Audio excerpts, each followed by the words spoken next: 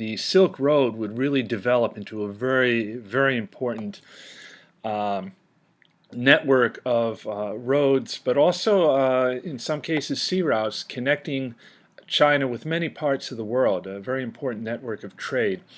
So China's kind of at the terminus of it, and of course the name the Silk Road, by the way, is a kind of modern historian invention. It's not what they called it at the time, but it is a reference to one of the most prominent goods traveling along the Silk Road, and that would be, of course, silk, which came from China, and very often eventually made its way all the way to Rome.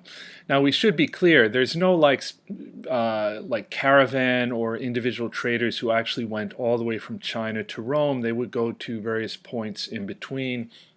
Some of those goods then would be picked up by other traders and make their way further along.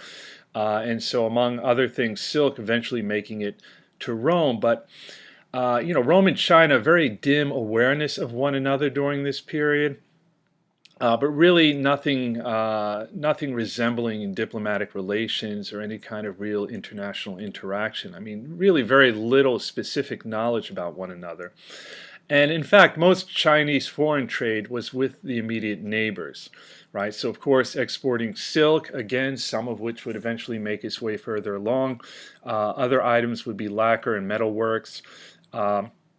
Probably the most important item that they were importing into China was horses coming from Central Asia.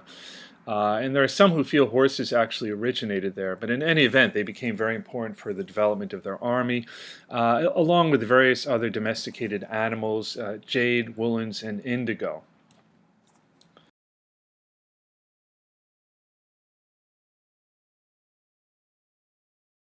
And again, there is no single road that constitutes this Silk Road. It actually refers to a network of roads, various routes, some of them by sea, connecting China with Central Asia, India, and then eventually with points beyond all the way to the Mediterranean.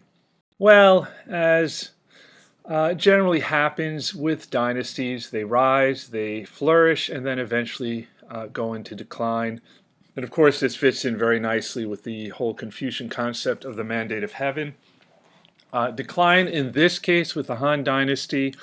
The usual culprits: corruption, landowners refusing to pay taxes, becoming more able to avoid doing so. This leads to a decline in state revenues. As often happens, there's an attempt to kind of make up the lost revenue by increasing the tax burden on peasants. That in turn leading to a series of rebellions in 22 BCE. And then alongside of that, you had, the usual problems of weak emperors, growing problem of nepotism, people being appointed basically because they were related or they knew the right people, court intrigues, and just factionalism, as different different elements in court broke off into different factions fighting one another.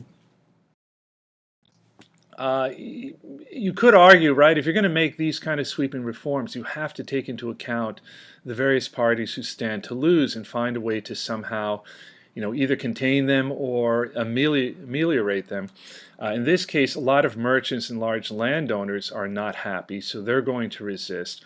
And then we're going to just see kind of some bad luck, like during his reign, the Yellow River floods, it changes course.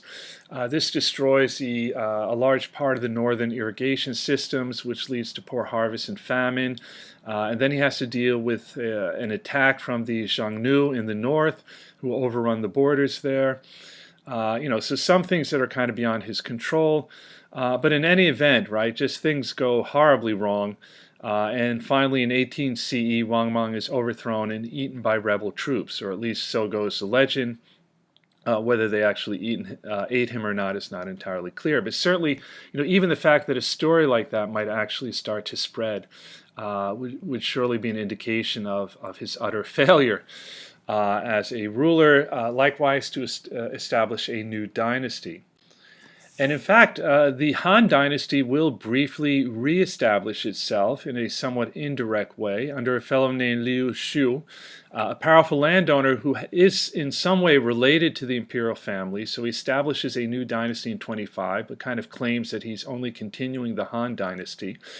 And so, in this regard, the Han will will bounce back a little bit. I mean, never quite up to their full glory, but at least kind of arresting the decline temporarily. The capital is moved east to Luoyang at this point, and we do see the development of a relatively strong central government. They're very careful not to over-interfere in the economy, to overburden subjects in terms of taxes, so say what we call a kind of laissez-faire approach to the economy. Laissez-faire is a term that we very often use today, meaning kind of the idea of a government letting the economy to do its thing. It literally is French for letting it to do, and the idea that the government shouldn't interfere. And during this kind of later Han period, we see the empire expanding a bit into South China and Vietnam, finally bringing the Xiongnu under their control in the north. This, by the way, might have been a factor in forcing the migration of the Huns, who are later going to create problems for the Romans, though it's not entirely clear that there is a direct link in this regard. In any event, they do arrest the decline, but only temporarily. From this point forward, we see increasingly ineffectual emperors. In 159, eunuchs actually seize power. And one of the first things they do is slaughter a large number of students who protested against this development. Also, any officials who were actively working to delegitimize them. And this obviously just created a tremendous degree of instability in the government, making it very ineffectual. Increasingly, landowners started to become independent, started to develop their own private armies. A lot of peasants were reduced to serfdom, so many of them started joining militant Neo-Daoist religious movements. And this actually is the basis for a major rebellion that pretty much is going to mark the end of the Han dynasty, the Yellow Turban Rebellion of 184, which is led by a religious movement. It is suppressed by Han generals, but by then China has become completely politically fragmented, either under landowners or in some cases these generals who become very independent in whatever province or region that they're operating in. And then shortly thereafter in 220, the last Han emperor is deposed. And China will remain disunited for the next 3.5 centuries, right? So in effect, the mandate of heaven has now been taken from the Han. There's going to be a period of China being politically fragmented, but as we talked about at the beginning of this lecture, China always eventually becomes reunited. This period of political fragmentation probably best captured in one of the great epics of China, the Tale of the Three Kingdoms. So it's kind of the idea that China is divided primarily into 3 kingdoms. So really, it's going to it's much more politically fragmented than that. By this point, power is largely in the hands of the most important aristocratic landowning families, right? So it also becomes very kind of feudalistic, where each major landowning family and the territory under their control pretty much operates independently. Peasants are completely under their thumb. We should note also from this point onward, northern and southern China are going to develop in very different ways, right? So this is going to kind of mark a kind of growing cultural division between the two regions. So southern China, this is kind of marked by the growing influence of Chinese culture, which up until now has been largely rooted in the north. So sometimes we refer to this period in southern China as the 6 dynasties era, because we see a succession of 6 relatively weak states, all of them primarily around the city of Nanjing, which does become a thriving commercial center. But as I said, right, this is kind of a period also marking the spread of Chinese culture, where we see non-Han Chinese people being absorbed into Chinese society and culture, various tribal peoples that resided there.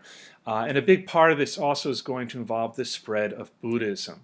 And by the way, Buddhism becomes like a very, very important kind of bridge between Chinese culture, or let's say ethnically Chinese people, and various other people, right? Kind of a point of meeting between these two, and therefore kind of a conduit for the further spread of Chinese culture. In the north, Well, the period begins with nomadic tribes invading China, and we see the formation of a number of short-lived states, often referring to this period as that of the 16 kingdoms. Um, but all these different nomadic people coming from different linguistic backgrounds, but they too will be absorbed into Chinese culture, at least becoming partially Sinicized, which the term Sinicized literally meaning to become Chinese. And in fact, the word Chinese has the same root as the word Xin. In some languages, like Arabic, the word for China, in fact, is simply Xin. So these new nomadic people that come in very often end up being among the political elite, will very often use ethnic Chinese as tutors and administrators. And again, Buddhism is going to provide a kind of bridge between these so-called barbarians and the Chinese. It becomes kind of a universal religion, and at some point becoming adopted in many places as the official state religion. So before we look at developments, after this fragmented period, we might talk about the Han period in terms of of cultural developments and the further development of Chinese culture in connection with this. Right. So, for instance, Confucianism is really going to come to the fore during the Han period. Right. This is where it really becomes kind of defined as the guiding philosophy of government. The Han period is going to see the recovery of texts that had been lost during the Qin persecution of scholars. In some cases, literally finding hard copies that had been hidden away. In others, scholars who were able to reproduce from memory entire texts.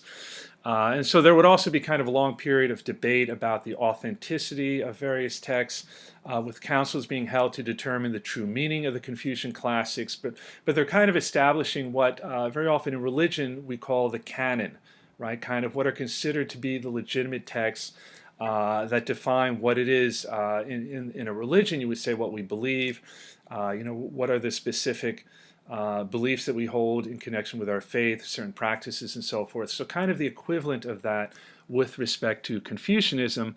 And then finally in 175, it all becomes kind of official with, these are the official texts of Confucianism, of course the Analects, but there are going to be other texts that have been written by scholars after Confucius, and these will be inscribed on stone tablets as a way of kind of indicating that, these are kind of the core texts of Confucianism. The Han period is going to see the development of a unified written language. So in Han times, much as today, Chinese in the north is very different from that spoken in the south, particularly in the southeastern part of China, but they do develop a common written language which greatly contributes to Chinese unity, obviously facilitating communication between people who may not understand one another in terms of speaking. We also see related to this the first Chinese dictionary compiled in about 100, containing about 9,000 characters.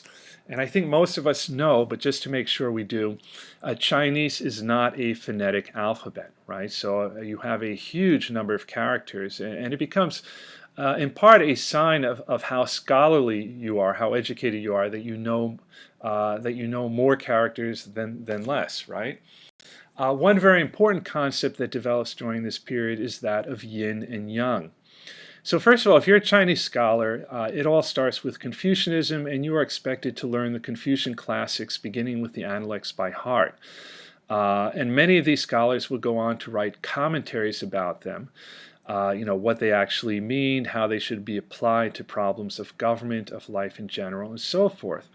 Han philosophers develop a very, very specific Confucian cosmology, and in this sense, kind of like a religion, right? They have a very clear idea about the nature of the universe, of reality, physical nature, what you can actually see in front of you, but also the idea that there are kind of underlying forces at work.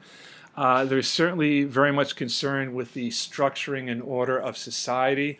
And again, remembering that Confucianism at its heart is about relationships and knowing how one should behave in relation to others. They kind of also develop the idea, though, that all of nature is a single interrelated system, right? So they never develop ideas about, like, spiritual versus physical reality, or heaven versus hell, or even heaven versus this kind of physical world that we live in. It's all interrelated. And corresponding to this, they have certain ideas about yang and yin, right? That everything is about balance, right? Finding this kind of balance between kind of opposite forces. Also ideas concerning the five elements, through, again, though, the idea that everything needs to be in balance in terms of, which of these five elements, for instance, an object or a person or an animal is composed of, and that they should always be in balance. And of course, the mandate of heaven, the concept underlying why a particular emperor or dynasty has the right to rule, what is expected of them, and that if they don't follow through in this regard, then they can lose the mandate. It will eventually be passed on to someone else, right? And so related to this, right, there are certain officials who would be looking for signs that the emperor is not in accordance with heaven's natural system and that he is in danger of losing the mandate. So for instance, if somebody saw a blue dog, that would be a very bad sign. And if the emperor did not heed the warnings, there was a very good chance that he would lose the right to rule, lose the mandate. And of course you might imagine that very often it might be that the sign of losing the mandate came after recognition that the emperor was not in fact governing effectively, right? So it might just be kind of a way of gently bringing to his attention that he needs to change something. Now, what's kind of interesting, there's also kind of the development of learning more in the vein of science in connection with a lot of this. So we see during the Han period, part of being a Confucian scholar, that you might engage in, trying to have a better understanding of the nature of the world. I say kind of science because, science sometimes bordering on kind of more magic in this period. For instance, chemistry versus alchemy, right? The idea that you can turn lead into gold and so forth. In the process of trying to figure out how to do stuff like this, a lot of actual advances are made and also related to that, inventions, right? So you have advances in astronomy, music, medicine, and so forth. And along the way, maybe you're trying to create something else, but you inadvertently invent something like paper. Or you develop something called a compass, right? So we see these kinds of advancements being made during this period. Paper, of course, a very significant one. Meanwhile, over in Europe, they're having to keep records on the dried out skins of animals. One thing we can say about Chinese learning in the pre-modern period, and certainly going back to the Han Dynasty, is an incredible obsession about keeping histories. The Chinese wrote more histories than any other ancient societies, and they're actually pretty good histories. So, I mean, they're kind of engaging in proper historical methodology, where you're looking at primary sources, trying to explain things based on human actions instead of myths. For the Chinese, like, why did they write so many histories, right? Apart from the spring and autumn annals and the scholarship of Confucius, the thing they wrote the most about was history. It's during the Han Dynasty that this really takes off, but they wrote history because they really saw it as providing a lesson for government, right? So if you're a Confucian scholar, you're also a bureaucrat, right? And you're confronted with the problems of government. So it's kind of the idea that you might look to see what your predecessors did, what worked, what didn't, and so forth, and learn from their mistakes and learn from what they did right. Right, so it's considered very important to have a pretty good idea about the history of your predecessors. Probably the most famous historian during the Han period is going to be a fellow named Sima Qian. And so again, I mean, a really good example of proper history using actual documents, first-hand accounts of events, i.e. primary sources. And he wrote a history of the known world from the ancient times down to the Emperor Wudi. This is actually a series of volumes known as historical records consisting of 130, it says chapters, but each chapter is in effect a book. And it even included a description of various foreign peoples, peoples who very often were not literate. So in a sense, very much of what we know about them comes from people like him. So he was operating around 145, 135. We're not sure when he was born. Until 86 BCE. One very important development during The Han period is the development of Daoism into Neo-Daoism. And you might remember we looked very briefly at Daoism at the very beginning of this course. Right, so Neo-Daoism is, of course, rooted in Daoism. In the classic text, the most important Daoist text is the Shuangzi. Now, Neo-Daoists, when we get to this period, those engaging in Daoism or Neo-Daoism were greatly concerned with immortality. And so engaged in various practices that they felt would help people to live longer. And very often very contradictory practices. I mean, some engaging in dietary restrictions, sexual abstinence, others just kind of, engaging in sexual orgies. Meditation was generally a part of whatever practice Neo-Daoists might be engaged in. Some tried to come up with special potions or elixirs through alchemy that they hoped would prolong life. And in the process, again, this is a good example of where, trying to create one thing, you end up discovering something else, like certain medicines, dyes, glazes, and maybe most importantly, gunpowder.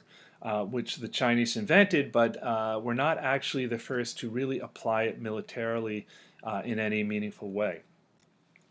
Now, Daoism in China became this very kind of interesting movement because it tended to challenge in some ways kind of conventional behavior, right? So, some Daoists argued that really in order to achieve immortality, you had to get back to a very natural kind of existence, which was primarily about the pursuit of pleasure, but also kind of the idea of being spontaneous in action and thus freeing yourself from human conventions. Probably the most famous Neo-Daoist was a group known as the Seven Sages of the Bamboo Grove, who devoted themselves to playing the lute, drinking wine, and discussing poetry and philosophy.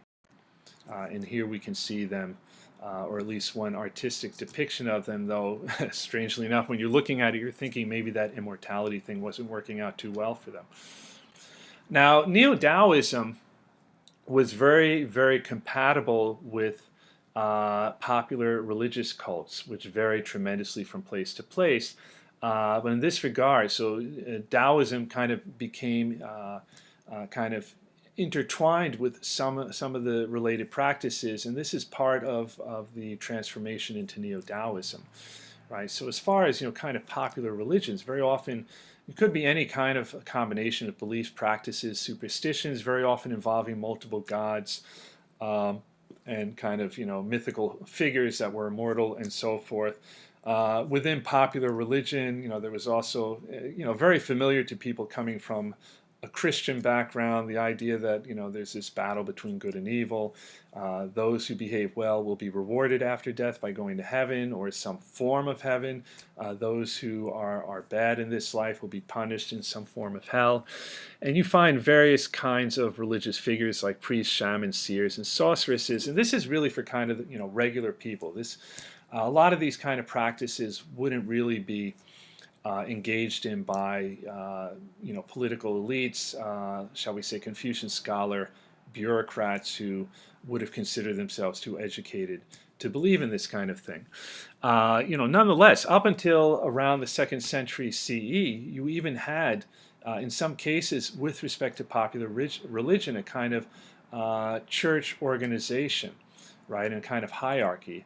But this was at some point frowned upon and brought to an end. So a lot of these kind of church organizations were destroyed by the end of the 2nd century CE. Maybe more important than Taoism is going to be the spread of Buddhism, which, as you remember, began in India, but eventually will kind of peter out there and take root in Central Asia, China, and Southeast Asia. And primarily traveled by via Central Asian missionaries. So Buddhism very readily found a home in China, partly because certain aspects of it seemed very familiar to those who knew about Taoism. And in fact, initially it was perceived as simply a Taoist sect, right? That, in fact, this kind of argument that the Buddha had actually been a disciple of Lao Tzu, the founder of Taoism, who had gone to India, had trained him, and that therefore Buddhism originally had its roots in Taoism. So this was just kind of an Indian form of Taoism returning home. And so you have in Taoism various concepts and terms that have an equivalent in Buddhism. For instance, nirvana becomes known as wei hui, simply not doing. And so, partly because it had a kind of certain compatibility with belief systems that were already in place, Buddhism is going to spread rapidly, particularly after the collapse of the Han Dynasty. So it was already beginning to spread during the Han Dynasty. But then, after you have this political fragmentation, a lot of people living in a very insecure environment, they turn to Buddhism as kind of something that might provide them some kind of structure in their life. And so what was the appeal of Buddhism? Well, particularly when, the world around you seemed to be in chaos, it provided a kind of doctrine of personal salvation. But even more than that, it provided very specific ways of achieving that goal. It wasn't just this is kind of what you're trying to get to, but here's how you do it. It upheld high standards of personal ethics, which would certainly have been compatible with Confucianism. By the time it came to China, it was already a fully developed philosophy. So it wasn't like you still had to figure out different aspects of it. It was kind of delivered to you as a completed package. And at the end of the day, it was, by the time it got to China, very sophisticated, right? It drew on a sophisticated Indian tradition of meditative practices and psychologies, right? So it's kind of everything in place by the time it got there. So by the 5th century, pretty much all of China had been exposed to Buddhism.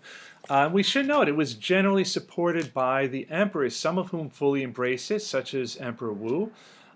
So she sometimes presented herself as, and this is kind of a later development in Buddhist belief, but the idea that the Buddha might return in different incarnations, and someone might claim to be a bodhisattva, kind of a more recent incarnation of the Buddha, which is what Emperor Wu did. She was of the southern Liang dynasty. And it's funny, she actually entered a Buddhist monastery 3 times, only to have court officials eventually go and say, kind of have to get back to the capital, back to governing. Generally speaking, during the Han period, you had a lot of emperors who actively promoted Buddhism through the building of temples and monasteries, which during this period become established throughout China. And around them, very often, Buddhist communities taking shape. Sometimes you even had communities that were entirely women. And before long, a very important aspect of Buddhism in China was to make pilgrimage to India. Here we see, so we find Buddhism represented in artistically by Chinese artists, as we see here, kind of the painting of a monk. So Buddhist paintings and sculptures become very prominent. And you have a lot of kind of translating being done of various works in India related to Buddhism, sutras and philosophical treatises. But probably the most important practice related to India is making pilgrimage there, right? And pilgrimage, kind of the idea that, in religion at least, if you visit certain sites that might have what we call relics, certain in Christianity, it might be an object or the bone of someone holy. Object being, for instance, people, church that claims that they have a piece of the original cross upon which Christ was crucified, or the Shroud of Turin in Italy, which supposedly is the shroud or cloth within which Jesus was wrapped when he was buried, and so forth. And the idea when you visit there and pray there, that they have kind of a special holy power. And in some ways, it's kind of similar in Buddhism, right? So the idea is that, you have these Chinese monks who go to India and visit various sites associated with different moments in the life of the Buddha. And it's kind of, this is where Buddha is starting to actually feel more like a religious figure to whom you might pray. The idea that if you're in the vicinity of an important artifact, or in the area of where something very important happened in the life of Buddha, that it imparts to you some kind of holy power, and so forth. One work called Journey to the West, written by and this is a monk from a later dynasty, the Tang dynasty, but his name was Xuanzang, who went to India between 629 and 645 and wrote about it. And so this, obviously provides a lot of information about what this kind of pilgrimage would have involved. So summarizing, we should also note finally that Buddhism in China is eventually going to evolve into a number of different sects. right? So, Buddhism is starting to take different forms. This is where it's really starting to feel more like a proper religion, the way that you have in Christianity, different sects, for instance, like Protestant, Catholic, Orthodox, and so forth, you start to see developing in Buddhism, right? So I mean, they all share certain key elements about the nature of reality and so forth. Probably the most important sect is going to be the Tiantai. This becomes very prominent. Um, and it actually is going to end up taking on a kind of militant political character. And that might be part of its appeal, so largely consisting of kind of more peasants and so forth. Buddhism, part of what also makes it appealing to the masses is that it's going to incorporate certain kinds of Chinese practice, like ancestor worship. So you have these kind of Buddhist masses held for dead ancestors. So that obviously is going to increase its appeal. But just to kind of finish up, Buddhism will always be under the control of the government or state, right? So Buddhist monasteries effectively have to answer to the government. The men and women who want to join them have to get permission from the state if they want to become a monk and so forth. And just to kind of wrap it up, a few kind of beautiful images associated with Buddhism in China. Here we have kind of a hidden monastery, if you will, connected with caves, the Yungang Grotto, and this would be outside.